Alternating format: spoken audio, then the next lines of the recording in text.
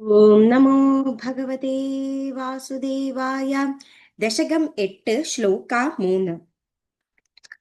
അസ്മാദൃശാം പുനഃ അഹർമുഖ കൃത്യതുല്യാം സൃഷ്ടിം കരോതി അനുദിനം സഹ ഭവത്പ്രസാദാത്. പ്രാഗ്ബ്രാഹ്മകൽപജനുഷാം ച പരായുഷാം തു സുപ്തപ്രബോധന സമാഹ അസ്തി തദാ അപി സൃഷ്ടിഃ.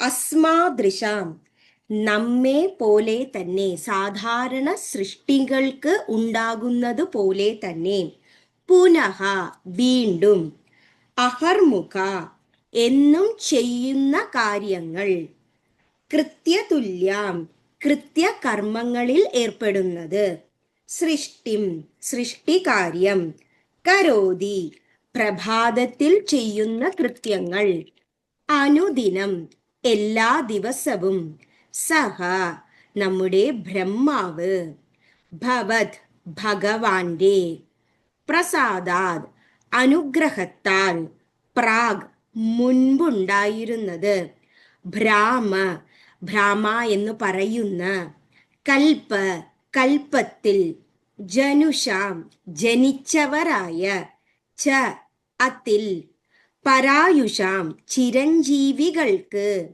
തു ഭഗവാൻ, സുപ്ത ഉറങ്ങി, പ്രബോധന ഉണരുന്നതിനു, സമാഹ തുല്യമായി, അസ്തി ഉണ്ടായിരിക്കുന്നത്, തഥാ കൽപ്പാരംഭം, അപി സമയത്ത്, സൃഷ്ടിഹി സൃഷ്ടിക്രിയാവിശേഷ ഗുണങ്ങൾ. ഈ ദശകത്തിൽ ഭഗവാന്റെ പ്രളയ വർണ്ണനയെക്കുറിച്ചും അതുപോലെ തന്നെ ഈ ശ്ലോകത്തിൽ ഭഗവാൻ എങ്ങനെയാണ് ബ്രഹ്മാവിനെ അനുഗ്രഹിച്ചിരിക്കുന്നത് എന്നതിനെ കുറിച്ചുമാണ് പറയുന്നത്. നമ്മളൊക്കെ ഈ ഭൂമിയിൽ, പ്രപഞ്ചത്തിൽ ഭഗവാൻ എങ്ങനെയാണോ സൃഷ്ടിച്ചിരിക്കുന്നത്, അപ്പോൾ നമുക്ക് ചെയ്യേണ്ടുന്ന നിത്യകർമ്മങ്ങൾ, കൃത്യകർമ്മങ്ങൾ എന്തൊക്കെയാണ്, അതുപോലെ തന്നെയാണ് ഭഗവാന്, അതായത് ബ്രഹ്മാവിന് സൃഷ്ടികാര്യവും എന്നത്.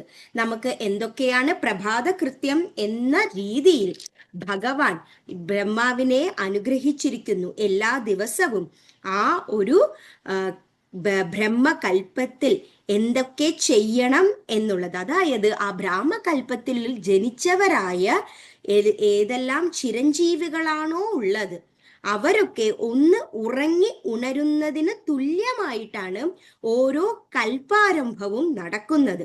ആ സമയത്ത് അവർക്ക് സൃഷ്ടി ക്രിയാവിശേഷം എന്ന് പറയുന്നത്, നമ്മുടെ പ്രപഞ്ചത്തിലെ സൃഷ്ടികൾക്ക് അവരുടെ നിത്യ ജീവിതത്തിൽ നടക്കുന്ന ആ ഒരു കൃത്യങ്ങൾക്ക് തുല്യമായിട്ടാണ്.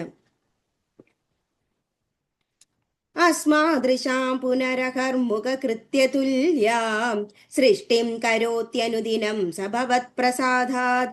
പ്രാഗ്ബ്രാഹ്മകൽപജനുഷാം ച പരായുഷാം തു സുപ്തപ്രബോധന സമാസ്തി തതോപി സൃഷ്ടിഃ. സർവത്ര ഗോവിന്ദനാമ സങ്കീർത്തനം. ഗോവിന്ദ ഗോവിന്ദ. നാരായണ അഖില ഗുരു ഭഗവൻ നമസ്തേ. Thank you.